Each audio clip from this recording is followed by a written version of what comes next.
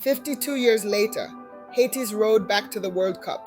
In November 2025, Haiti won a World Cup qualifying match in Curaçao, 500 miles from home. Their head coach had never set foot in the country he was coaching. Their national training center had been burned down by armed gangs.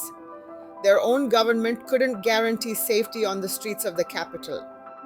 And when the final whistle blew, fireworks lit up Port-au-Prince in neighborhoods controlled that same week by the gangs the country was trying to survive. This is how Haiti got back to the World Cup 52 years after its first appearance. In 1973, Haiti qualified for the 1974 World Cup under the rule of dictator Jean-Claude Baby Doc Duvalier, who'd poured money into the national team as a tool of political control. In West Germany, forward Emmanuel Sanon scored a goal against Italy that ended legendary goalkeeper Dino Zoff's 1,100-minute shutout streak, one of the great moments in Haitian sports history. But days later, defender Ernst Jean-Joseph failed a doping test.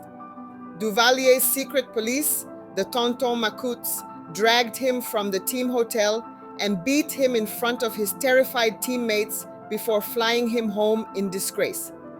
Haiti lost all 3 group games and didn't return to the World Cup for over half a century. What happened in those 52 years is the real story. In 1986, Duvalier's son was finally forced into exile, ending decades of dictatorship, but a string of coups and military juntas followed almost immediately.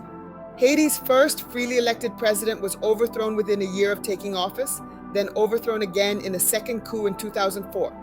In 2010, a magnitude 7.0 earthquake killed an estimated hundreds of thousands of people and displaced over 1 million more. The country was still rebuilding when in July 2021, President Jovenel Moïse was assassinated in his own home. No president has been popularly elected since. In the years that followed, armed gangs took over. By 2025, the United Nations estimated they controlled up to 90% of Port-au-Prince. This year, gangs burned down the national team's own training facility. That is the country Haiti's football team was trying to qualify a World Cup squad out of. Their coach, Sébastien Migné, took the job in 2024 and was never able to safely enter Haiti, not once. He scouted players by phone. Every single qualifying match was moved 500 miles away to Curaçao because Port-au-Prince wasn't safe enough to host a game. The roster became a Diaspora team, players born and raised in France, the US, Canada, Switzerland. Sons and grandsons of Haitians who'd left called home to wear the jersey. On November 18, 2025, Haiti beat Nicaragua 2-0 and clinched its spot. 52 years after Sanon's goal against Italy, Les Grenadiers were going back to the World Cup, the first team in history to qualify without playing a single match in their own country. Fireworks went off across Port-au-Prince that night. People danced in Cap Haitian and Miraguan. By multiple accounts, even members of the gangs controlling the capital paused to celebrate. Haiti was drawn into one of the toughest groups in this tournament: Brazil, Morocco, Scotland. But the real achievement already happened. A country that survived dictatorship, coups, an earthquake, an assassination, and the collapse of its own capital still found a way to put a team on the world's biggest stage.